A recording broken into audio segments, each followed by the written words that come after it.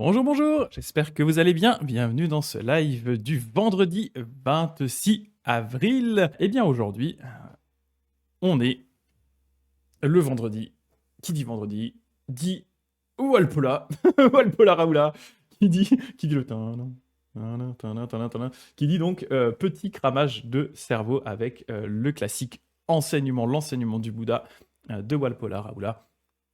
Livre, comme je le dis à chaque fois, qui a une perspective plutôt Theravada, plutôt véhicule des anciens, donc qui présente du coup une version d'un bouddhisme qui est plus, on va dire peut-être techniquement plus ancienne que le Mahayana qu'on voit lundi et mercredi, mais qui a le gros avantage de poser de nombreuses bases par rapport à des concepts clés du bouddhisme. Donc voilà, c'est pour ça qu'on l'étudie. Ça reste un bouquin de référence qui est édité depuis, je crois, plus de 60 ans et qui en est à sa Xème réédition. Et voilà. Et donc, comme je disais à ceux qui le veulent, si vous le cherchez sur Amazon, il n'a probablement même plus la même couverture parce qu'entre-temps, il y a une nouvelle réédition, ou peut-être même deux, par rapport à quand moi je l'ai acheté il y a pas loin de peut-être plus de 10 ans que j'ai acheté ce tome-là. Donc, voilà, il n'arrête pas d'être réédité parce que ça reste un classique un peu indémodable du bouddhisme. Donc, voilà, c'est quand même très très cool. Donc, eh bien, je vais vous partager mon écran. On va revoir un peu tout ça. Là, oula, pardon, je voulais zoomer, ça n'a pas zoomé. Là où on s'en était arrêté. Donc, on est dans le chapitre qui parle de la doctrine du non-soi, donc anatta, qui ne veut pas dire que Greg n'existe pas, mais qui veut dire qu'il n'y a pas de noyau dur de Greg qui soit, qui soit permanent et qui soit indépendant des causes et des conditions. Donc, tout est impermanent, je change en permanence, notamment parce que effectivement je suis sujet à tout ce qu'il y a autour de moi qui me fait changer. Puis il y a aussi simplement Greg qui est composé d'un certain nombre d'agrégats qui vont changer au cours du temps, qui vont s'activer, se désactiver au fur et à mesure. Donc ça c'est ce qu'on avait discuté.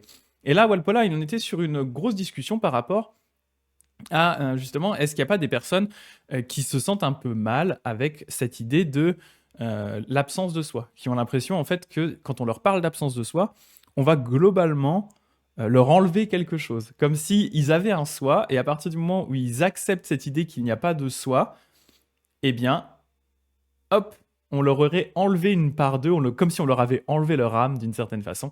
Et donc, ce n'est pas bien sûr ce que le Bouddha dit ici. Le Bouddha, ce qu'il explique, c'est qu'en fait, depuis le début, vous n'aviez pas d'âme fixe, rien qui soit permanent et qui soit indépendant des causes et conditions. Donc, c'est pas parce que vous apprenez, entre guillemets, la vérité de ça, ou que vous en prenez conscience, qu'on vous a enlevé quelque chose. C'est juste que c'était déjà pas là à la base, en fait. Donc, c'était de ça qu'on discutait. Et juste avant, tout à la fin, on avait ce chapitre où il disait Ô bhikkhu, vous pouvez accepter, enfin, il le dit dans ce sens-là, vous pouvez accepter une théorie de l'âme. Pardon, je zoome un petit peu encore. Une théorie de l'âme qui n'engendre ni douleur, ni lamentation, ni souffrance, ni affliction, ni tribulation chez celui qui l'accepte. Mais connaissez-vous, bhikkhu, une telle théorie de l'âme qui n'engendre ni douleur, ni lamentation, ni souffrance, ni affliction, ni tribulation chez celui qui l'accepte? Et donc, les moines avaient répondu non, effectivement, pour nous, il n'y a pas vraiment une notion d'âme qui n'apporterait pas de souffrance, d'affliction, de douleur, etc. Parce qu'en fait, un des gros points principaux du bouddhisme, c'est que justement, la grande majorité de la souffrance que les gens vont avoir, surtout au niveau, on va dire, psychologique, mais ça peut être aussi physique au bout d'un moment, c'est l'attachement à soi. Et en fait, du coup, c'est cet attachement à la permanence des choses, alors de nous, mais aussi de tous les autres choses, êtres et objets autour de nous, c'est cet attachement à leur permanence qui va du coup nous générer de la souffrance, parce qu'on va se croire, effectivement, on va se croire entre guillemets un peu immortel, on va vouloir des choses pour soi, parce qu'on va estimer que moi, Greg, j'ai un noyau dur de Greg qui doit être satisfait, à qui on doit tout, alors qu'en fait, le bouddhisme maintenant dit effectivement ce Greg est quelque chose de fluide qui change en permanence et toutes les choses autour d'eux sont pareilles. Donc en fait, c'est à mon sens dans ce sens-là qui dit accepter une théorie de l'âme qui n'engendre ni souffrance. Du coup, en fait, c'est difficile parce qu'à partir du moment où on va mettre en avant un noyau qui soit fixe, eh bien déjà il y a le problème si ce noyau est fixe, il est complètement dans l'incapacité de changer. Donc, par exemple, si le noyau de quelqu'un fixe de quelqu'un est mauvais, par exemple, qu'est-ce qu'on fait avec ça? C'est-à-dire, il est naturellement mauvais, il est impossible de le changer. C'est problématique. Voilà, vous voyez le genre de problématique que ça peut générer à partir du moment où on va accepter que quelqu'un a un noyau fixe qui est inchangeable. Ça peut être vite assez compliqué. Donc c'est globalement là où on en était. Et je regarde un petit peu les messages, parce que j'ai vu qu'il y avait plein de messages. Temacha qui dit: «Je voulais te remercier Greg le bon, car les lives m'ont bien servi au Japon lors de la visite des temples». Oh trop bien! J'ai vu plein de petits Jizo tout mignons. Ah trop bien! Excellent, excellent. Doctrine du non-soi d'Agdeg qui dit: «Greg est une imposture». Je suis un reptilien, bien entendu, hein, un reptilien qui essaye de vous convertir au reptilisme, doucement, avec des moyens adaptés. Je suis une imposture. Bah, c'est trop bien tes matchs, en tout cas, hein, si ça a pu t'aider et tout. Je pense qu'effectivement, tu as déjà pu avoir une sensibilité qui est plus affûtée à ce que tu as vu que une immense majorité des gens qui vont dans les temples au Japon. Donc pour ça, c'est déjà très très cool aussi, hein. Tora Dono qui est là, ça fait un petit bout de temps qu'on l'avait pas vu. Merci pour tous tes lives, je rattrape assidûment. Merci Tora. Et aujourd'hui, c'est une journée tatouage. Ouh, excellent. Se faire tatouer, c'est de l'attachement à soi. En tout cas, c'est de la souffrance. C'est un bon point. Je peux en parler un petit peu d'ailleurs, mais oui, courage Tora. Ah, courage. Hein. Tu fais quoi comme tatouage, Tora? Surtout comme quel style? Je vais leur demander quel style. Alors, je vais être très précis. Je vais demander quel style et puis quelle taille. Ça dépend aussi. C'est sûr que si tu te fais un tatouage de 7 heures d'affilée, ça va être horrible. Si c'est 1 heure, bon, 1 heure, ça va le faire. À 8h30, je pars au boulot, donc je suis pas dispo. Je continue mon dos complet japonais. Ah ouais, donc ouais, là, t'es sur du gros tatou qui rigole pas, quoi. Du coup, encore quelques années. Ouais, oui, ok. Là, t'es sur du vrai à l'ancienne, quoi. Mais effectivement, c'est une bonne question, hein, la question de l'attachement à soi par rapport au tatouage. C'est effectivement, hein, malgré tout, une forme, je pense, hein, une forme d'attachement à soi, je suis d'accord, ouais. Après, moi, je le vois, et puis je le vois toujours dans la perspective Jodo Shinshu, cette histoire d'attachement à soi, effectivement, euh, quand on est une personne normale, on peut le comprendre, hein, cette idée qu'il n'y a pas de soi, etc., etc. Mais de l'autre, en tant que personne normale, ben, dans notre vécu quotidien, très très vite, on retombe quand même sur le syndrome du personnage principal. Alors, et tous les gens autour sont des PNJ, quoi. Il y a un peu cette idée-là. C'est difficile ou au pire, on va se dire que nous et nos proches, notre famille proche, nos amis proches sont des personnages joueurs du jeu, et tous les autres autour, c'est tous plus ou moins des PNJ. Alors qu'en fait, chacun d'eux va partir du principe que c'est eux le personnage principal et tous les autres autour sont des PNJ. Donc on a tous un peu ce syndrome du personnage principal versus PNJ, personnage non joueur dans les jeux vidéo, hein. Et, euh, et donc on retombe tous un peu là-dedans malgré tout, et c'est très difficile de s'en échapper. Donc tant qu'on reste des personnes entre guillemets normales, on va avoir cet attachement. Après moi, ce que j'apprécie avec le tatouage, et c'est la raison pour laquelle moi je me fais tatouer aussi, hein, c'est alors déjà j'aime le côté esthétique de la chose, mais j'apprécie en fait dans mon cas de figure, hein, je le fais aussi beaucoup parce que ça me permet un peu de matérialiser d'une certaine façon et de me pousser dans ce que j'ai envie, en fait. C'est comme ancrer ses propres valeurs d'une façon vraiment, pour le coup, littérale, hein, ancrer mais avec le mot EN, ancrer avec de l'encre, pas ancrer avec comme une encre, ancrer, ancrer dans la peau ses valeurs et se pousser à aller plus loin. Pour la petite anecdote un peu marrante par rapport à ça, hein, j'ai un, j'ai un tatouage de. En fait, j'ai 2 tatouages ici. Enfin, en fait, ça devient un seul, hein, parce qu'ils sont reliés, mais c'est un renard, un kitsune, un renard qui tient un parchemin, un rouleau, pardon, du Nembutsu, qui est vraiment dans le même style que ce que j'ai derrière moi. Donc ça, c'était pour représenter mon état actuel. Et au-dessus, j'ai un kitsune, un renard transformé en humain, mais sous forme de prêtre, avec globalement la tenue que j'ai maintenant. Et en fait, quand je l'ai fait, c'était vraiment, c'était il y a pas mal d'années. Et en fait, je l'ai fait parce que j'avais déjà ce but d'être ordonné un jour dans le Jodo Shinshu. Et je l'ai fait du coup en me disant, c'est mon objectif, c'est de pouvoir être ordonné. Et je l'ai fait sous la forme d'un renard parce que justement, dans le Jodo Shinshu, on est des personnes normales.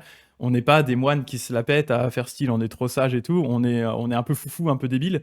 Et du coup, bah, j'ai fait pour ça, j'ai choisi un renard en fait. Et donc, je me suis vraiment fait ça en disant, vas-y, un jour, ce sera toi, tu vois. Et du coup, bah, j'y suis assez arrivé, mais ça m'a pris pas mal d'années après le tatouage, quoi.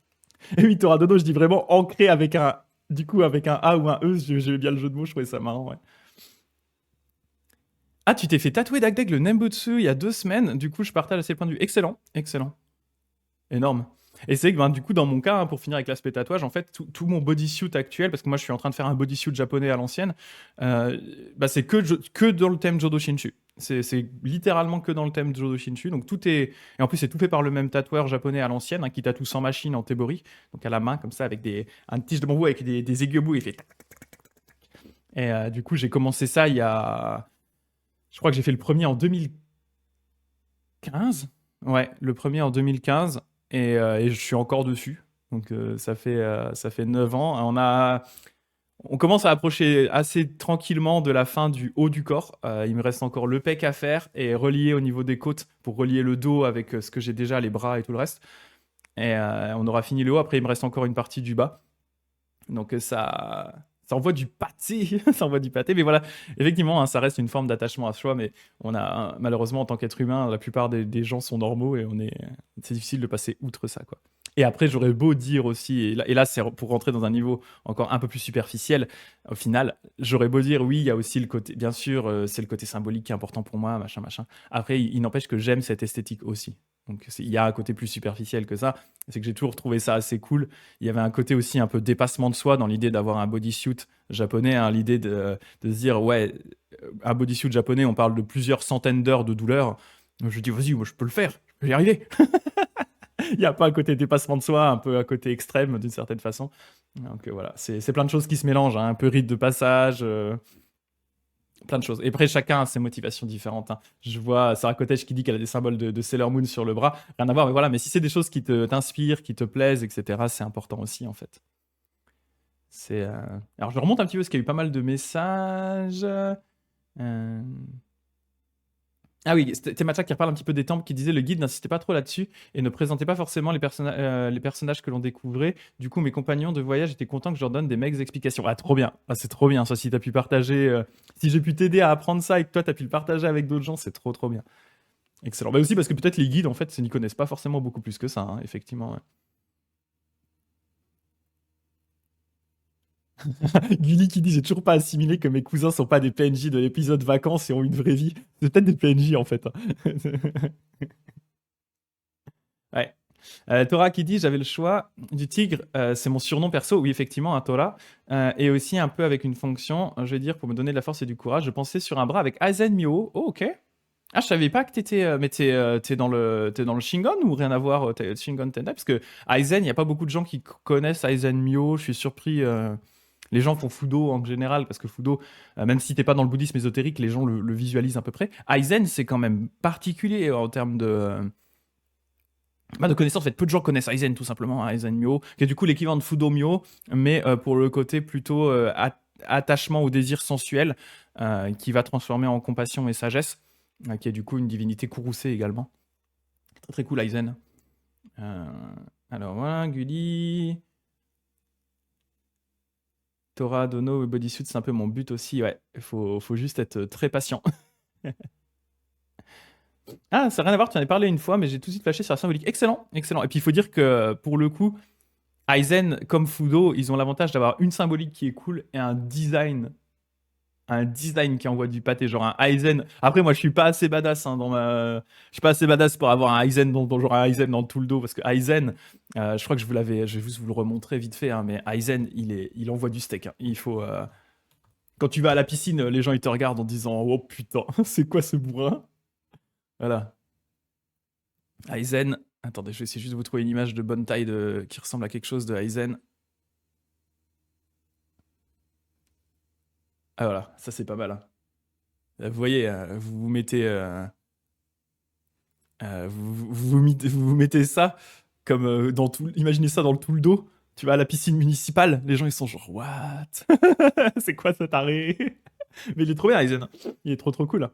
C'est juste que ouais, moi je suis pas assez balèze pour avoir un tatouage aussi bourrin que ça. Voilà. C'était le petit aparté tatouage. En tout cas, merci hein, de partager ça avec nous. C'est très très cool. Tu finis avec le bassin pour toi tout seul. Ouais, c'est ça. Même pas besoin d'attendre le Japon, hein. Je pense que tu fais ça en France déjà. Les gens ils sont genre ok.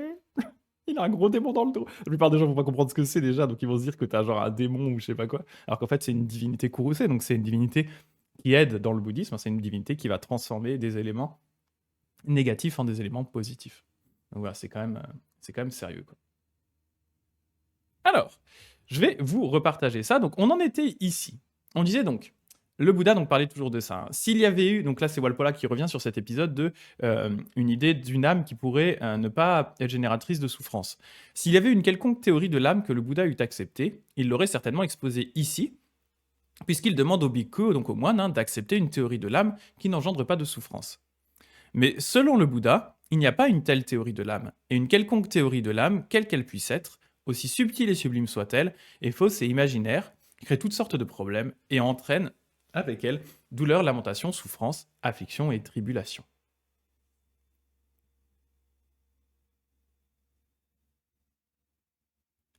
Poursuivant son discours, le Bouddha dit dans le même sutra: Ô bhikkhu, alors que ni soi, ni rien appartenant au soi ne peuvent véritablement et réellement être trouvés, cette vue spéculative, cet univers et cet atman, cet univers et cette âme, après la mort, je serai cela, qui est permanent, qui demeure, qui dure, qui ne change pas, et j'existerai comme tel pour l'éternité. N'est-ce pas totalement et complètement insensé? Voilà, là, il y a un petit tacle à l'hindouisme de l'époque qui pensait qu'effectivement, hein, du coup, il y avait un concept d'âme qui soit quelque chose de permanent, une espèce de noyau dur qui allait transmigrer, hein, passer d'une vie à l'autre. Peut y voir aussi d'une certaine façon pour nous qui sommes plus immergés dans une tradition monothéiste, on va dire chrétienne dans l'ensemble. On peut y voir aussi un tacle, hein, à l'idée du christianisme, avec cette idée comme quoi on aurait une âme et qu'au final, c'est cette âme qui à un moment va se figer et qui va aller soit au paradis, soit en enfer. Donc pour le Bouddha, en fait, cette idée qu'il y aurait ce noyau qui soit inchangeable lui paraît complètement insensé. Parce qu'en fait, du coup, si ce noyau était là, c'est très bizarre parce que d'une certaine façon, on a tous envie de l'accepter. Et de l'autre, en fait, là où c'est cette idée qu'on a un noyau, hein, qui est là parce que ça nous conforte. Mais de l'autre, est-ce que c'est pas un peu triste cette idée, en fait? Cette idée de se dire que on aurait un noyau qui est inchangeable, une espèce de noyau de corps qui serait là, de cœur qui serait là, qui serait du coup indépendant des causes et des conditions, et qui serait inchangeable, qui n'aurait pas de perspective d'évolution, qui pourrait pas devenir meilleur, qui pourrait pas apprendre des nouvelles choses, qui pourrait pas évoluer. En fait, cette espèce, c'est vrai que du coup, moi personnellement, ça me pose un problème quand je l'imagine sous cet angle-là, en fait. De dire, putain, c'est triste en fait d'avoir cette espèce de truc qui est là et qui sera toujours là tel quel. Comme ça, buté contre un mur, qui peut pas évoluer, qui peut pas changer, ça perturbe en fait. Ouais, donc voilà, c'est ce qu'il dit en tout cas, ouais. Ah, je revois Temacha qui dit du coup, je pense avoir vu une statue de Aizen en bois dans un temple, en bois au temple Fushimi Inari. Je suis justement demandé si c'était Fugen, mais comme il n'y avait pas de. Ah, peut-être tu veux dire Fudo. Comme il n'y avait pas de femme, ça m'intriguait. C'est possible. C'est possible. Alors, c'est vrai que normalement, hein, le Fushiminari, c'est un sanctuaire shinto. Mais moi, en me baladant dans le Fushiminari, j'ai déjà vu des statues bouddhistes dedans cachées, notamment dans le cimetière. Il y a un coup, j'avais suivi je me baladais dans le Fushiminari, et d'un coup, j'ai senti de l'encens. Il y a de l'encens, il y a du bouddhisme quelque part. Du coup, j'ai activé mon nez comme ça, et j'ai suivi l'encens, et je suis arrivé à une petite statue, et c'était peut-être bien une statue de Fudo ou Aizen, effectivement. Donc voilà, mais effectivement, ouais, je sniffe l'encens. Salut Tora, bonne journée à toi. Merci d'être passé nous voir. Donc ici, le Bouddha dit d'une façon parfaitement explicite que nulle part un Atman ou une âme, un soi, ne peut être trouvé dans la réalité et qu'il est insensé de croire une telle chose. Donc là, c'est vraiment la vision, on va dire, centrale du bouddhisme. Et en fait, là où Alpola a une critique un peu ça, c'est, il le met en bas, hein, mais en gros, il discute du fait que, on avait parlé un tout petit peu la dernière fois, mais il discute du fait que certains commentateurs, notamment modernes du bouddhisme, auraient eu tendance à dire que ok, pour le Bouddha, il n'y a pas d'âme. En fait, il faut, d'une certaine façon, passer outre le concept du petit soi, c'est-à-dire de ce fameux noyau qui serait là, mais qui ne concerne que Greg, au profit du peut-être une âme qui soit quelque chose de plus transcendantal, plus élevé, etc. Et là, Walpola, il critique en disant non, non, en fait, le Bouddha a tout simplement renoncé tout court à ce concept d'âme qui soit permanente. Donc, essayez pas de rattraper ça d'une autre façon en bidulant des bidules. Voilà, c'est pas forcément, c'est pas du tout ça qu'il a dit, quoi. Voilà. Et oui, t'es matchin, si tu veux mettre la photo sur le Discord de ce que tu as vu, avec plaisir, comme ça on pourra identifier ce que c'est. C'est une très bonne idée, excellente idée. Donc, il continue. Oh, pardon. Ceux qui cherchent un soi dans l'enseignement du Bouddha donnent quelques exemples que d'abord ils traduisent mal et de ce fait interprètent mal. L'un d'eux est le bien connu, alors je vais pas vous le lire en sanskrit, hein, Atani, enfin si je vais le faire, mais je vais probablement mal prononcer, Atani, Atano, Nato du Dhammapada, qu'ils traduisent par le soi et le seigneur du soi. Et de ce fait, interprète comme voulant dire, il y a une sorte de soi supérieur qui serait le seigneur du petit soi, donc qui serait du coup le petit soi, une sorte de notion illusoire, qui serait effectivement, qui n'existerait pas, que nous on prend pour être notre réalité, notre soi, et qu'en fait au-dessus il y aurait une espèce de soi transcendant, quelque chose de plus large, qui, du coup, quand on s'est débarrassé de notre ego, de notre petit soi, nous permet d'arriver à cet état-là.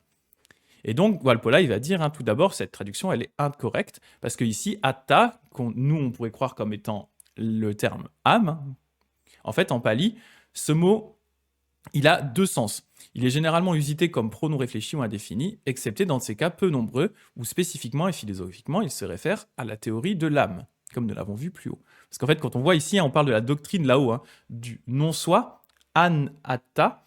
Et d'ailleurs, vous voyez, ce an, c'est vraiment le type de négation avec un a avant qu'on retrouve dans les langues indo-européennes. Je ne sais pas, comme par exemple, apolitique, par exemple, ou athée.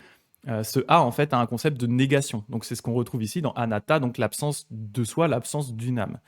Et donc, il dit, dans certains cas philosophiques, dans certains traités ou discussions philosophiques, atta veut dire l'âme. Mais dans l'usage courant de la discussion, comme là dans le Dhammapada, eh bien, il va avoir du coup le sens de par moi-même, vous-même, lui-même ou soi-même. Et pareil, le mot natto, alors là, il est vraiment dans de la traduction de Pali, donc c'est un peu compliqué à suivre, mais en gros, il veut dire que les gens traduisent mal le vers, parce que notamment natto, les gens traduisent naato, qui traduisent comme seigneur, ou refuge, soutien, aide, protection. Comme seigneur veut dire en fait refuge, soutien. Et donc, en fait, la phrase du Dhammapada veut pas dire le soi est le seigneur du soi, mais en fait, chacun est son propre refuge. Et c'est ça qui est important, chacun est son propre refuge. Ça ne veut pas dire qu'il y a une âme qui est une sorte de sur-âme, de méta-âme qui est au-dessus de notre petit ego, qui une fois qu'on a cassé cet ego, nous permet d'arriver à ce stade au-dessus. Mais c'est juste simplement, en fait, chacun doit être son propre refuge. C'est-à-dire qu'en fait, et ça on va le voir, il en parle un petit peu plus loin avec l'histoire de Ananda notamment, il y a au final, bien sûr on peut avoir des maîtres spirituels, bien sûr on peut suivre des traditions, etc. Mais au final, ce qui est important en fait, c'est que chacun doit faire le travail par soi-même d'une certaine façon. Et là, on va voir, ça va être intéressant à discuter parce que entre cette idée-là et ce que des fois nous on développe dans le Jodo Shinshu le mercredi avec cette idée de s'en remettre au Bouddha Amida, on va des fois avoir une espèce d'apparente contradiction. Et donc la question qui va être intéressante de voir, c'est comment est-ce que on arrive à discuter justement de cette apparente contradiction. Je vais en discuter un petit peu après quand il donne l'extrait du sutra avec Ananda. On va revenir dessus. Donc voilà, chacun est son propre refuge ou chacun est sa propre aide, son propre soutien. Cela n'a rien à voir avec une âme ou un soi métaphysique. Cela signifie simplement qu'on ne doit compter que sur soi-même au final et non pas sur autrui. C'est-à-dire qu'à un moment, bien sûr, même si tu prends refuge dans un maître ou quelque chose comme ça, à un moment, le maître ne va pas faire le travail pour toi, il va falloir le faire soi-même. Un autre exemple de l'essai d'introduction de l'idée de soi dans l'enseignement du Bouddha se trouve dans la phrase bien connue, que cette fois-ci je ne vais pas vous lire, qui est extraite de son contexte du sutra. Cette phrase signifie « Demeurez en faisant de vous-même votre île, faisant de vous-même votre refuge, ne cherchant personne d'autre pour votre refuge. » Ceux qui veulent voir un soi dans le bouddhisme interprètent les mots atta attadipa et atta, il manque des lettres, vrana, comme prenant le soi comme lampe, prenant le soi comme refuge. Donc là, c'est pareil, en fait, c'est une mauvaise interprétation ici de ce qu'est atta ici.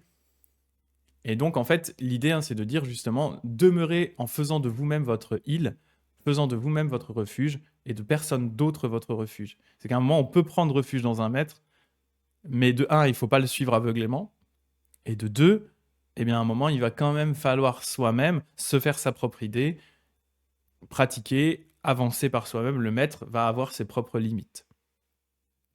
On ne peut pas comprendre la signification complète de ce conseil du Bouddha à Ananda si on ne prend pas en considération l'arrière-plan et le contexte d'où sont tirées ces paroles. Donc là, c'est intéressant parce qu'il va parler d'une anecdote assez connue, justement, sur Ananda, et qui va nous permettre de discuter un peu le lien avec le Jodo Shinshu, notamment. Donc il nous raconte. En ce temps-là, le Bouddha demeurait dans un village appelé Beluva. C'était juste 3 mois avant sa mort, son parinirvana. À cette époque, il avait 80 ans. Donc, imaginez, on parle de l'Inde il y a 2500 ans.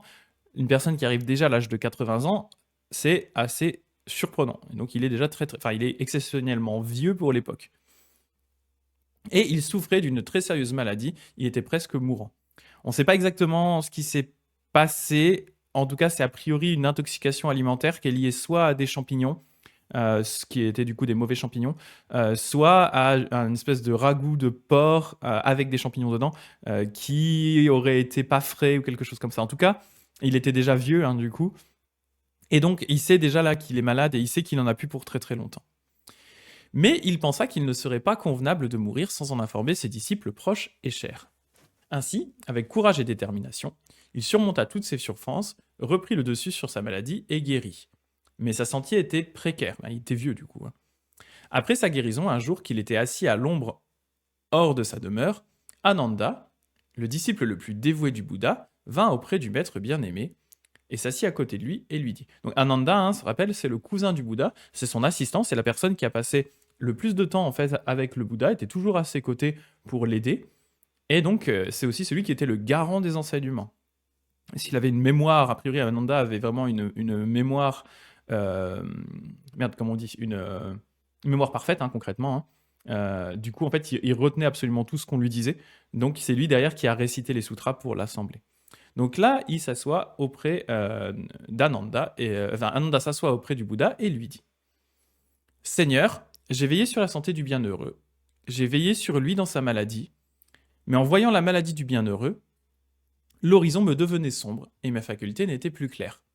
Cependant, j'avais une petite consolation. Je pensais que le bienheureux ne disparaîtrait pas avant d'avoir donné ses instructions concernant l'ordre du Shangal, donc l'ordre de la communauté des moines.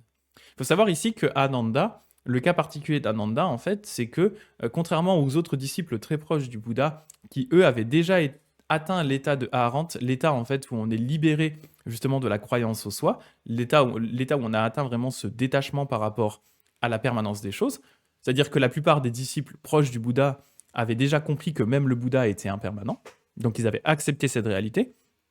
Ananda, en fait, qui lui passait beaucoup de temps à aider le Bouddha, en tant que son assistant, il n'avait pas tant de temps que ça pour méditer, pour pratiquer, et donc même s'il entendait les enseignements du Bouddha, il restait d'une certaine façon quand même attaché à la permanence du Bouddha. Il avait du mal à passer outre, hein, le fait que, enfin, passer justement à intégrer cette idée que le Bouddha allait finir par mourir lui aussi.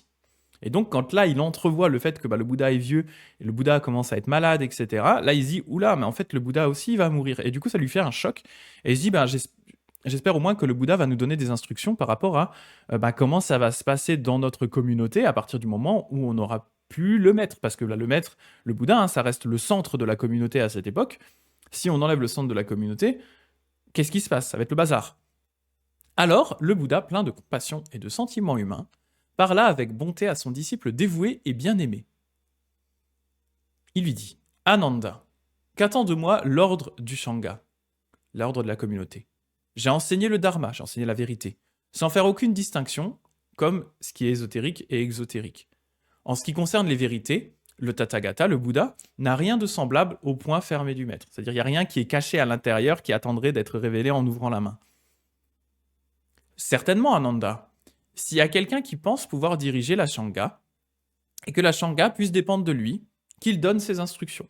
Donc s'il pense qu'il y a un disciple qui s'estime être d'assez haut niveau pour reprendre le truc une fois que je serai mort, qu'il y aille, il n'y a pas de souci. Mais le Tathagata n'a pas de telle pensée. Au final, non, non, non. Pourquoi alors laisserait-il des instructions concernant la Shanga? Ananda, je suis vieux maintenant, j'ai 80 ans. De même qu'un chariot usagé a besoin de réparation pour servir encore, de même, il me semble, le corps du Tathagata a besoin de réparation pour servir encore. Donc Ananda, plutôt que d'essayer d'avoir un nouveau chef, demeurez en faisant de vous-même votre île, faisant de vous-même et de personne d'autre votre refuge, faisant du dharma votre île, donc faisant des enseignements votre île, du dharma votre refuge, et de rien d'autre. Et donc là, il continue Walpola en expliquant ce que le Bouddha désirait exprimer à Ananda est parfaitement clair. Ananda était triste et déprimé. Il pensait qu'il allait se retrouver seul, sans aide, sans refuge, sans chef, après la mort du grand maître. Ainsi, le Bouddha lui apporte consolation, courage et confiance, lui disant qu'ils auraient à dépendre d'eux-mêmes et du dharma qu'il avait enseigné, et de personne d'autre ni de rien d'autre. Ici, la question d'un atman, donc d'un soi physique, hein, d'un soi métaphysique, pardon, d'un soi, donc du coup, le fameux corps, un cœur inchangeable, euh, est absolument hors de propos. Et là, c'est intéressant parce que Heu, bah, mince, j'étais plus en lecture, excusez. Mais bon, en tout cas, je vous ai lu, c'est pas grave. Pardon, j'ai pas fait gaffe que j'avais pas changé de scène. Donc la question il y a plusieurs questions qui vont se poser déjà. Comment est-ce qu'on peut faire le lien entre cette discussion et ce qu'on discute le mercredi où je vous dis: «Bah, nous, on prend refuge dans le Bouddha Amida». En fait, là, ce que le Bouddha critique particulièrement, hein, c'est, cette idée du coup de prendre refuge dans quelqu'un, en fait, dans quelqu'un d'autre, sachant qu'en réalité, il leur a donné les outils pour qu'ils puissent être eux-mêmes leur propre refuge. Donc ça ne veut pas dire pour ça, c'est pas intéressant d'avoir un maître qui vous enseigne des choses, etc. Mais c'est ce que je disais tout à l'heure, c'est que à la fin, malgré tout, eh bien, il va falloir être soi-même son propre refuge. C'est soi-même, c'est en tant que soi-même qu'on va devoir mettre en pratique les enseignements, etc., etc. Donc d'un côté, quand nous on prend refuge dans le Bouddha Amida, le Bouddha Amida, en fait, hein, c'est, on va dire, c'est plus une sorte de force qui nous entoure plus qu'un personnage physique qui est là, qui va nous donner des instructions claires et précises, qui va nous dire vous devez pas manger ci, vous devez pas faire ça, etc., etc. Donc d'une certaine façon, on reste en soi son propre refuge. On prend juste refuge dans quelque chose qui est plus grand que nous, mais on ne prend pas refuge dans, on va dire, euh, quelqu'un de physique de notre monde qui est là et qui va nous dire quoi faire en fait. Et c'est ça que le Bouddha avait critiqué. Donc c'est pour ça que pour moi, quand on pratique dans le Jodo Shinshu, on ne va pas à l'encontre de ça, et au contraire, on va peut-être même moins à l'encontre de ça que certaines branches du bouddhisme qui auraient tendance à mettre beaucoup trop l'accent sur le pouvoir du maître, le pouvoir du gourou. Par exemple, dans certaines branches tibétaines, hein, où c'est le gourou, ou certaines branches ésotériques, c'est le gourou qui va vous donner la force, c'est le gourou. En fait, le gourou est parfait, le gourou est un Bouddha, vous devez vraiment prendre refuge dans votre gourou, etc. Donc là, en fait, on a cette personne physique qui, du coup, est susceptible de faire d'immenses conneries, qui est là et qui peut en gros déterminer votre pratique, votre avancement, votre non-avancement, etc., etc., qui a d'une certaine façon tous les pouvoirs sur vous. Où là, pour moi, on est plus éloigné de ce que disait le Bouddha avec cette histoire d'être sa propre île, son propre refuge, que nous dans le Jodo Shinshu, où pourtant on va dire on va prendre refuge dans le Bouddha Amida. Vous voyez un petit peu la nuance d'une certaine façon qu'on a par rapport à ça. La deuxième chose, c'est que bah, d'une certaine façon, cette croyance et ce besoin de prendre refuge dans le Bouddha Amida, ou dans les Bouddhas, dans les Bodhisattvas, etc., il est aussi né de la même problématique qu'avait Ananda, en fait, où Ananda est triste de voir partir le maître spirituel, vraiment la personne qui est le plus avancée dans la Shanga. Et en fait, le Mahayana, avec tous ces Bouddhas cosmiques qui sont partout autour de nous, tous ces Bodhisattvas, en fait, il est aussi né d'une certaine façon de ce deuil du Bouddha, de cette difficulté à faire le deuil du Bouddha. Le fait que eh bien, le maître n'est plus dans le monde, il n'y a plus de Bouddha, on est un peu orphelin du Bouddha d'une certaine façon. Donc, on a cette nostalgie de l'époque où le Bouddha était dans le monde. Et par cela, en fait, d'une certaine façon, on va recréer en fait la présence du Bouddha dans notre imagination, dans notre pratique, dans notre vision du monde. On va recréer ces Bouddhas pour du coup ne plus avoir ce manque du maître, en fait, ouais, cette sensation de l'absence des Bouddhas dans le monde, en fait. Donc ça va naître aussi comme ça. C'est pour ça que voilà, les deux ne sont pas en tout cas complètement indissociés. On retrouve quand même une certaine logique entre les deux. Voilà. Et comme on est sur Ananda, j'en voulais en profiter pour vous lire un petit extrait de quelques poèmes d'Ananda pour que on comprenne un petit peu mieux son état d'esprit. Je trouve ça intéressant. Ananda, pour moi, c'est vraiment, parmi les disciples du Bouddha, celui qui est, je trouve, le plus proche de nous. Je trouve qu'il a un côté très humain, Ananda, notamment par le fait que bah, parmi les disciples du Bouddha, euh, les grands disciples du Bouddha, hein, c'est vraiment un des derniers à arriver à se libérer de l'attachement. Et du coup, bah, tant qu'il n'est pas libéré de cet attachement, en fait, il nous ressemble beaucoup. Il est vraiment comme nous, en fait. Et donc, je vais vous lire ici quelques poèmes. C'est extrait d'un livre en français qui est un peu difficile à trouver, qui s'appelle Les Stances des Terras, qui est du coup des poèmes des moines originaux du bouddhisme, donc des moines Theravada, hein, les moines qui étaient vraiment les disciples du Bouddha. Il y a donc les stances des Theras pour les moines, et j'ai le deuxième volume derrière qui est les stances des Theris pour les nonnes. Donc voilà, il y a les deux aspects. Donc là, par contre, on est vraiment dans du full Theravada, pas du tout de concept de bodhisattva, etc. On n'est pas du tout dans le Mahayana, c'est vraiment le bouddhisme des anciens, Donc, il y a des poèmes de chacun des disciples du Bouddha, donc que ce soit homme ou femme. Et donc, on a Ananda, qui a certaines stances. Je ne vais pas toutes vous les lire, mais je vais vous lire certaines, justement, euh, qui montrent un petit peu son état d'esprit, justement.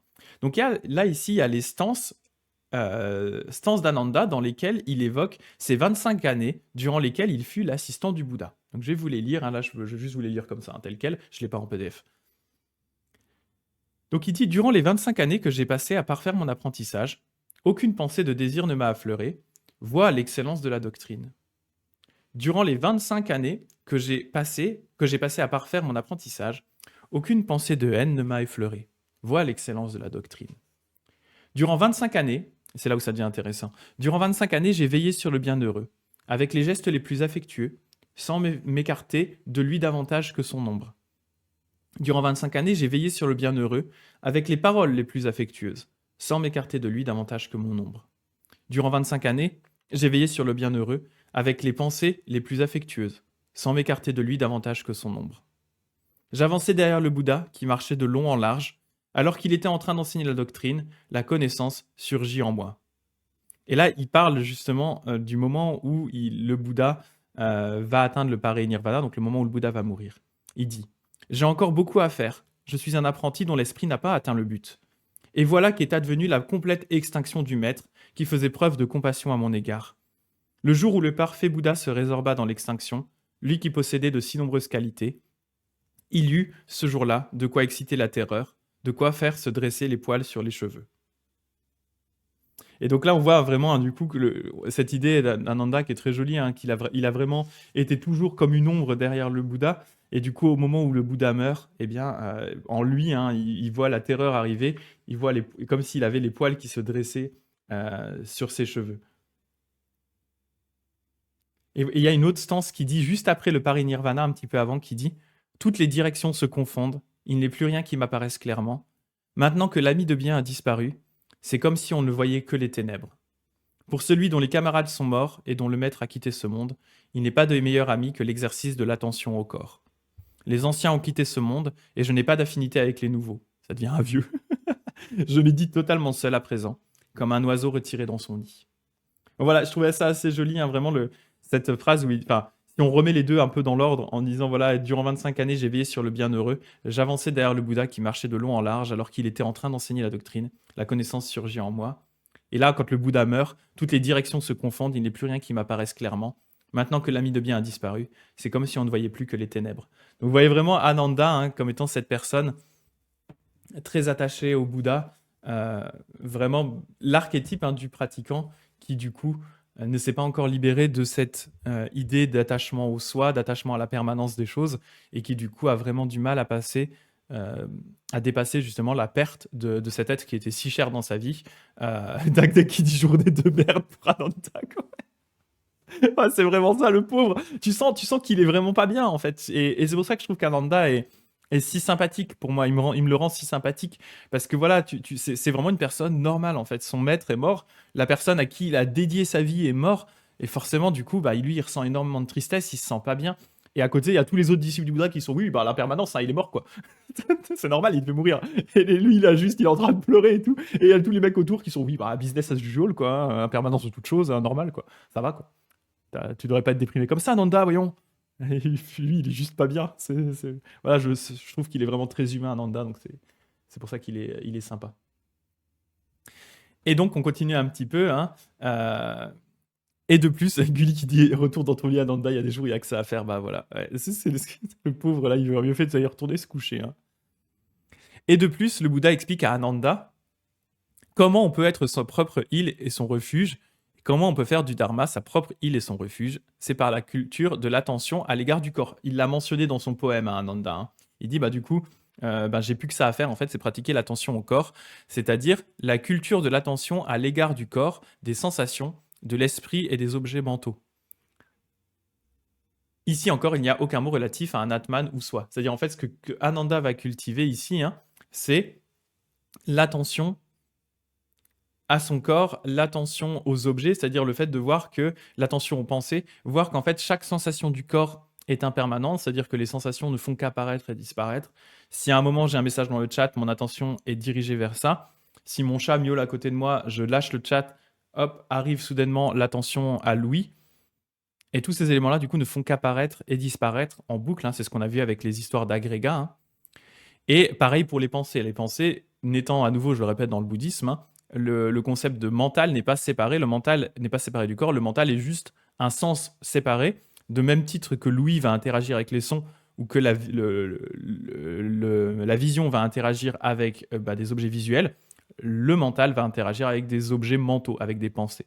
Donc c'est juste un sens spécifique. Et donc pareil, en observant les pensées, le fait que les pensées sont impermanentes, le fait que les pensées apparaissent et disparaissent, parfois s'attachent, les pensées s'attachent à un objet et finissent par s'en détacher. Donc voilà, en fait, c'est ce qu'il va pratiquer pour se rendre compte qu'en fait, tout est impermanent et ce qui va lui permettre d'atteindre une forme de libération. Et donc en appliquant ça à lui-même, il va appliquer la même chose au Bouddha et il va prendre conscience que le Bouddha ne pouvait pas rester dans le monde indéfiniment, il allait devoir lui-même disparaître. Voilà en gros l'histoire avec Ananda, mais j'avais envie de vous partager aussi son poème parce que je trouve que c'est intéressant de voir son état d'esprit. Et j'aimerais bien, je crois qu'il a été traduit en français, mais il faudrait que j'essaie de le trouver. Il y a un livre justement qui raconte l'histoire des différents disciples du Bouddha. Et les grands disciples, hein, notamment Ananda, Mahakashyapa, enfin voilà, tous les grands disciples, avec une petite biographie et des extraits de sutras pour voir justement comment est-ce qu'on reconstruit la biographie de ces différents personnages, qui sont des personnages réels, hein, qui ont peut-être été déformés avec le temps, mais qui techniquement sont censés avoir réellement existé pour le coup. Comment est-ce qu'on reconstruit un petit peu leur biographie à travers les différents éléments de sutra pour en faire un narratif complet de ces personnages. Et du coup, moi, j'avais notamment lu celui sur Ananda. J'ai le bouquin en anglais. C'est vraiment très intéressant. Ouais. Ananda, il est très sympa, quoi. Vraiment très sympa, Ananda. Donc voilà un peu ce qu'on avait à dire par rapport à ça. Je ne sais pas non plus aussi sur ce que je vous ai expliqué par rapport à dans quel cadre le Jodo Shinshu pouvait, dans ma compréhension en tout cas, n'allez pas en l'encontre, pouvez ne pas aller à l'encontre de cette phrase du soyez votre propre île, ou au contraire, je trouve que c'est justement une branche du bouddhisme qui va complètement là-dedans, vu qu'on n'a pas on ne va pas se baser sur un maître physique qui est là pour valider nos acquis, pour nous donner des pouvoirs, ou carrément pour représenter le Bouddha en tant que gourou qu'on doit vénérer. Le fait qu'on n'ait pas cette personne-là, pour moi, en fait, dans le Jodo Shinshu, on est d'autant plus en accord avec ça, où en fait, en prenant refuge dans le Bouddha Amida, qui est quelque chose de plus grand que nous, mais qui n'est pas du coup quelqu'un vraiment qui est là physiquement, on reste vraiment en accord avec ça. Après, moi, c'est ma compréhension de tout ça. Même si au final, ça c'est une autre discussion qu'on pourrait avoir, hein, qui est, y a-t-il une nécessité pour le bouddhisme Mahayana de se conformer à la plupart des choses du Theravada? En fait, il y a ce biais qu'on a beaucoup en Occident, qui est de chercher l'origine des choses en disant, il y a une origine qui est pure, à des enseignements, typiquement parce que le Bouddha physique, la personne Shakyamuni aura enseigné, c'est ça le noyau pur, et le reste, du coup, on va juger de sa qualité en fonction de son éloignement, ou son non-éloignement plutôt par rapport à ce noyau pur. C'est-à-dire que plus une branche serait proche des enseignements du noyau, plus elle serait juste et pure, et plus elle s'en éloignerait, plus elle serait impure et corrompue. Ça, en fait, ça n'a de valeur que si vous estimez qu'une religion ne doit pas changer et évoluer avec le temps. Et c'est-à-dire, d'une certaine façon, on retombe dans le travers d'un attachement à la permanence des choses en disant le noyau qui est pur devrait rester permanent. S'il a évolué avec le temps, alors c'est une corruption. Alors qu'au final, moi, j'ai la vision inverse qui est de dire si le noyau restait tel quel, inchangé, là, on aurait un problème parce que du coup, ça veut dire que ça ne s'est pas adapté à l'époque, ça ne s'est pas adapté au pays, aux cultures, etc. Donc ça, c'est quelque chose qui est là et qui est inchangé. Ce serait bizarre d'avoir quelque chose qui reste comme ça inchangé avec le temps. Donc moi, au contraire, je suis plutôt dans le sens de dire, si ça évolue, c'est une bonne chose, c'est que ça s'adapte avec la nouvelle compréhension des choses, que ce soit les compréhensions scientifiques, l'évolution des mœurs, l'évolution des cultures. Et du coup, c'est ça, c'est ce que dit Dagdag, hein, c'est tout à fait de l'attachement. Cet attachement au Bouddha historique, cet attachement aux enseignements qui seraient censés être les plus anciens, c'est une forme d'attachement. C'est une forme d'attachement et une forme de croyance à la permanence des choses, en fait. Donc voilà, moi, ça me pose pas de problème. En fait, je vais pas du tout chercher dans le Jodo Shinshu, par exemple, qui est ma branche. Hein. Là, je l'ai fait à terme d'exercice. Je l'ai fait moi-même, hein, vous voyez, hein, j'ai été moi-même coupable de ça. Hein, je jette la première pierre sur moi-même, hein, poc. J'ai été coupable. Enfin, non, du coup, je la jette pas, je suis coupable. Mais moi-même, j'ai essayé, vous voyez ici, de rattacher le Jodo Shinshu avec cette notion. qui vient du vieux véhicule, mais en réalité, je pourrais aussi tout à fait m'en battre les steaks et dire oui, bah, dans les enseignements, les vieux enseignements du Bouddha, le Bouddha il dit ça.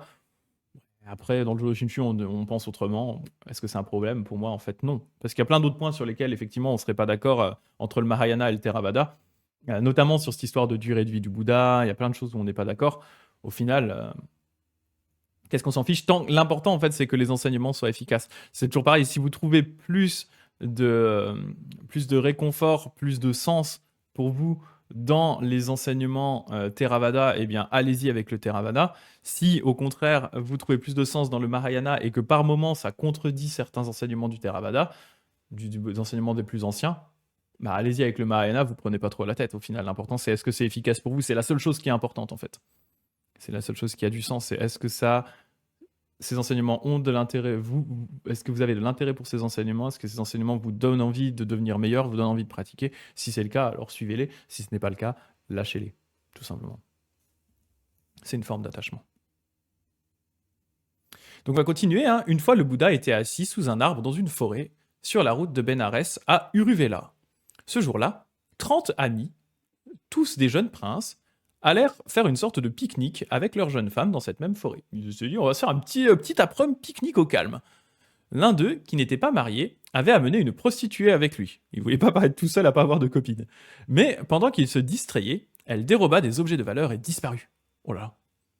Tandis qu'ils la cherchaient dans la forêt, ils virent le Bouddha sous un arbre et lui demandèrent s'il n'avait pas vu une femme. Le Bouddha leur demanda pourquoi, et ils lui racontèrent l'incident. Le Bouddha leur demanda alors. Il leur demanda pourquoi. Il leur demanda. Que cherchez-vous, jeunes gens? Lequel est le meilleur pour vous? Cherchez une femme qui a dérobé vos stuffs, ou vous cherchez vous-même? Ici encore, c'est une question simple et naturelle. Il n'y a aucune raison d'introduire dans l'affaire l'idée lointaine de l'Atman, donc l'idée d'un soi métaphysique, etc. Ils répondirent qu'il valait mieux se chercher eux-mêmes. Alors le Bouddha leur demanda de s'asseoir autour de lui et il leur exposa le Dharma. D'après le récit, ce qu'il leur prêcha et qu'on trouve dans le texte original, pas un mot n'est mentionné au sujet de l'Atman. Donc là, il est toujours dans sa discussion, il est parti dans son tunnel, pour le coup. D'ailleurs, j'ai créé un émoticône tunnel que j'ai pas encore rajouté, là, mais il était en cours de validation tout à l'heure.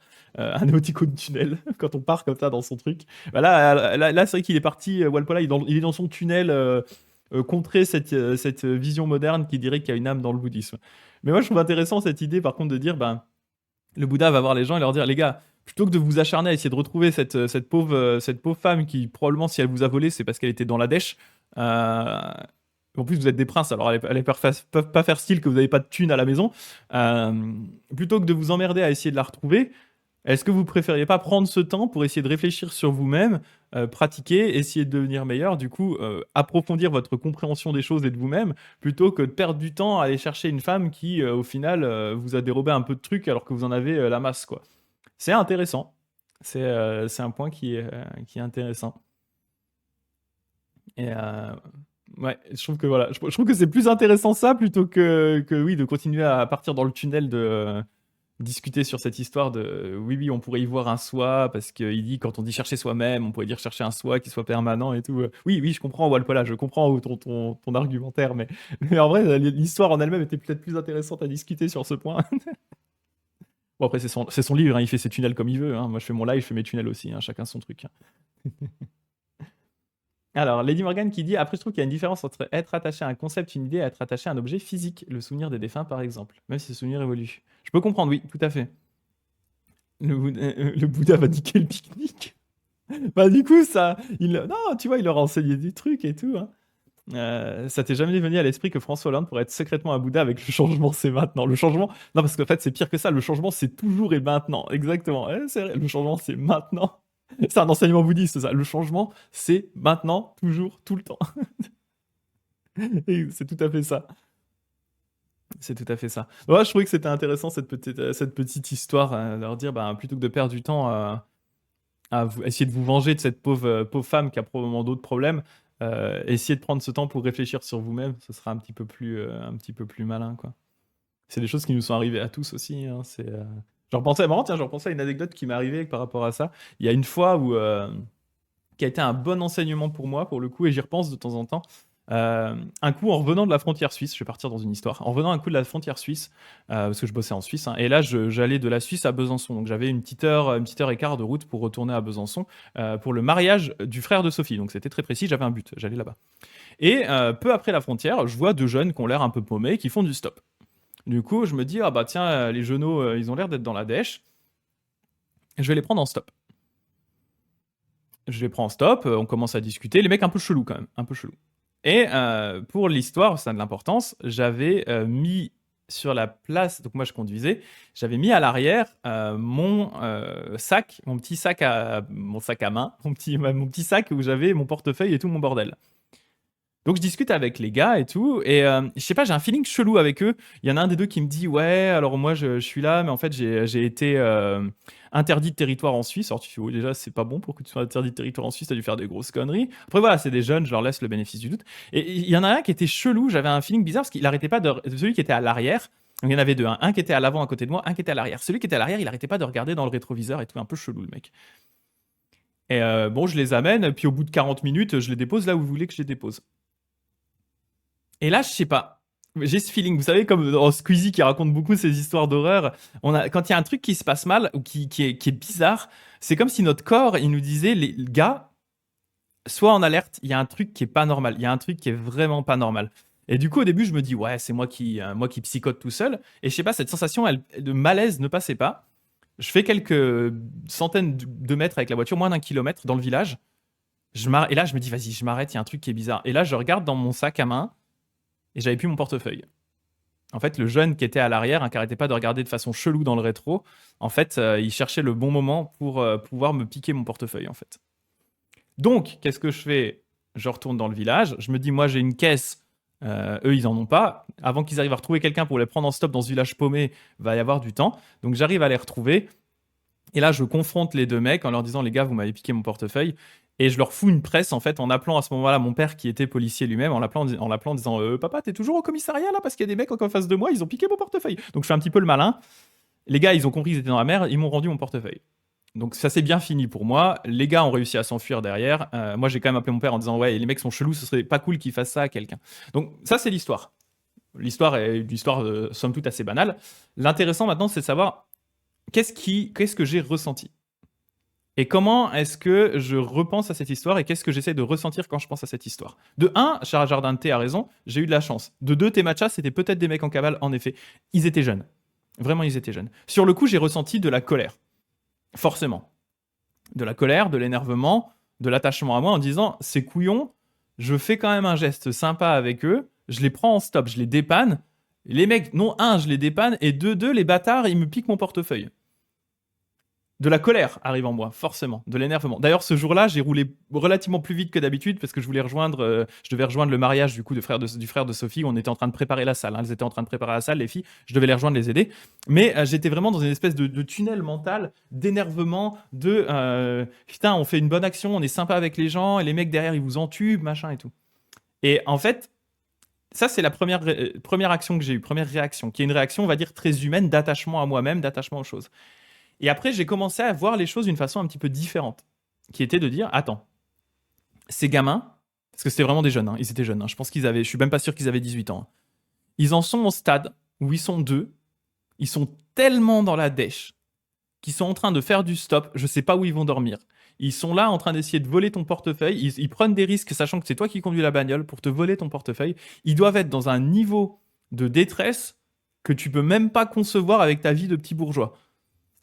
Donc plutôt que de ressentir de l'énervement par rapport à eux, qui est ton attachement à ton petit toit, à ton petit confort, qui en plus c'est bien terminé parce que j'ai récupéré mon portefeuille, est-ce que je ne devrais pas ressentir de la compassion pour ces jeunes en me disant, alors oui, on va pas justifier le fait que ce qu'ils font est bien, clairement c'est mal, et idéalement il faudrait qu'ils arrêtent de faire ça, mais de l'autre, qui suis-je à l'heure actuelle pour les juger, sachant qu'ils ont probablement une backstory qui est bien pire que la mienne, bien pire que la mienne, à un point que je peux probablement pas imaginer. Donc plutôt que de partir dans un tunnel d'attachement à moi, d'énervement et de me dire de toute façon c'est des connards, etc., est-ce que je devrais pas plutôt ressentir de la compassion pour ces jeunes qui ont probablement une vie qui est horrible et qui en sont réduits à devoir faire ça pour essayer de survivre vaguement, qui est un niveau de détresse que je ne peux pas imaginer. Donc voilà, tout ça pour dire qu'effectivement, cet attachement à soi, si on le cultive trop, eh bien, ça arrêterait au stade où ils m'ont entubé, donc je dois ressentir de la colère, donc j'ai une juste vengeance à exercer sur eux. Quand on lâche ce concept de soi permanent, etc., d'attachement à soi, alors on peut commencer à voir plus large que ça, voir plus large que son petit soi qui a été blousé, flousé, arnaqué, pour voir ces gens en se disant, mais en fait, ces gens, ils sont vraiment dans une galère pas possible. On devrait plutôt avoir de la compassion et essayer d'aider ces gens plutôt que d'essayer de les entuber. Et honnêtement, là, si je retombais sur ces gens, je leur donnerais un billet. Honnêtement, je leur donnerais un billet en leur disant, les gars, si je peux essayer juste d'alléger votre journée un peu plus et que vous ayez pas à voler le portefeuille de quelqu'un dans la journée, ce serait cool, quoi. Ce serait cool. Et vaut mieux comprendre les choses sous cet angle-là plutôt que de continuer à cultiver une colère. Et ce qui est intéressant, c'est que quand je repense à cette histoire, j'ai souvent cette espèce d'ascenseur émotionnel où quand j'y repense, je me dis putain, c'est vraiment des connards. Et en fait, très vite, mon putain, c'est vraiment des connards se transforme en putain, les pauvres. Les pauvres, ils ont vraiment pas de bol, ça craint sérieusement. Force à eux, quoi. Force à eux. Donc voilà cette petite histoire que j'avais envie de partager avec vous, où justement, la mise en pratique de ces enseignements sur essayer de se détacher un peu plus de soi et de ses réactions, on va dire, primaires, cette attention aux autres, etc., à soi mais aussi aux autres, peut aider à mieux comprendre des situations, à avoir une vision qui est peut-être plus large que notre vision tunnelisée de colère et de vengeance qu'on aurait spontanément. Voilà. Mais après, voilà, à nouveau, c'est facile pour moi de donner cet exemple dans le sens, je vois Jardin de Tech en parle, hein, qui dit, j'ai chaud quand même, qui dit, parce que ça s'est bien terminé pour toi, mais dans ce cas, il y a beaucoup de violence. Ouais, il cherchait plutôt des voitures pour piquer quelque chose. En fait, honnêtement, je suis pas 100% sûr, dans le sens où je pense qu'ils avaient besoin d'aller là où ils vont. Et c'est la circonstance qui fait que j'ai été suffisamment débile pour laisser mon sac derrière, qui fait qu'ils y ont vu une opportunité. Je pense pas qu'ils étaient là pour piquer quelque chose spontanément, mais qu'ils ont vu une opportunité et qu'ils étaient tellement dans la dèche qu'ils se sont dit, je peux pas passer à côté de l'opportunité de récupérer quelques dollars, quoi. Ok, ouais, je pense que c'est plus ça. En fait, j'aurais eu mon sac avec moi, ça se serait simplement terminé comme une session d'autostop un peu bizarre et un peu cringe avec des mecs un peu chelous que j'aurais déposé, qui seraient partis vivre leur vie, et c'est tout. Mais c'est parce que j'ai été aussi bête, parce que je faisais confiance, un peu trop confiance aux gens, et à aucun moment au début, je me suis dit, ils vont me voler quelque chose. Mais vous voyez quand même bizarre aussi, hein, le corps qui vous envoie quand même des signaux dans certaines situations. Et en général, quand votre corps vous envoie des signaux du c'est pas normal, il y a quelque chose qui va pas dans cette histoire, même si tu n'arrives pas à mettre le doigt dessus, en général, quand ton corps te dit ça, il faut l'écouter. C'est souvent qu'il y a quelque chose effectivement qui est anormal et que quelque chose au fond de toi le ressent. Et même si au niveau conscient, tu l'as pas conscientisé, ouais. Voilà. Ouais. Très intéressant, merci pour ton partage. Bah, merci Sarah Cottage, à vous, hein. Il dit Dagdag qui dit j'avais lu une pratique concernant le vol. Le vol crée du karma pourri, donc quitte à se faire voler, autant donner l'objet au voleur au retour. Comme ça limite le karma du voleur, ça permet justement de dépasser la rancœur. En fait, c'est ça. C'est à nouveau, bon, c'est toujours les questions du karma et d'une certaine façon l'absolutisation du karma, le fait que quand on vole, eh bien on se fera voler, etc., etc. En fait, c'est des formes, d'une certaine façon, cette histoire de karma dans ce sens-là. C'est aussi une forme d'enseignement en disant aux gens, ben, n'en voulez pas trop, pardon, n'en voulez pas trop aux voleurs. Dans le sens où souvent les personnes qui en sont réduites à voler, ce sont des personnes qui sont elles-mêmes dans la détresse. Donc vaut mieux essayer de les aider plutôt que de essayer de les enfoncer encore plus. Donc honnêtement, pour moi, ce serait une bonne pratique, hein, et d'une fois, j'ai espéré retomber sur ces jeunes, et ce serait une bonne pratique pour moi de leur donner un billet de 10 balles. Voilà, plutôt que de garder de la rancœur envers eux. Mais vous voyez, l'attachement en soi est souvent tellement profond que quand je ressens cette histoire, j'ai toujours ces émotions conflictuelles en moi. Quand j'y repense, hein, d'une part, la colère qui a tendance à vouloir revenir, c'est de dire mon petit moi a été arnaqué, mon petit moi a vécu une situation difficile. Et très vite, quand même, je laisse ça pour dire c'est vraiment des pauvres jeunes. J'espère que honnêtement, ils en sont à un stade dans leur vie où ils n'ont plus besoin de faire ça, en fait. Donc voilà.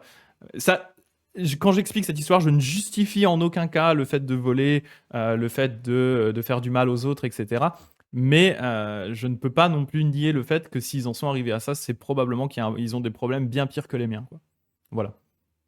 Donc voilà, j'avais envie de partager avec vous cette petite histoire qui, je pense, illustre assez bien les problématiques de soi, de non-soi, de l'attachement à soi et de ce que l'attachement à soi peut générer comme émotion. Parce que l'idée parce que des fois, ces petites brides de détachement de soi qu'on peut avoir par moment peuvent aussi générer comme enseignement, et en quoi le bouddhisme, avec justement cette vision du monde, peut vous aider des fois à réagir d'une façon peut-être plus humaine dans des situations un peu plus compliquées, quoi.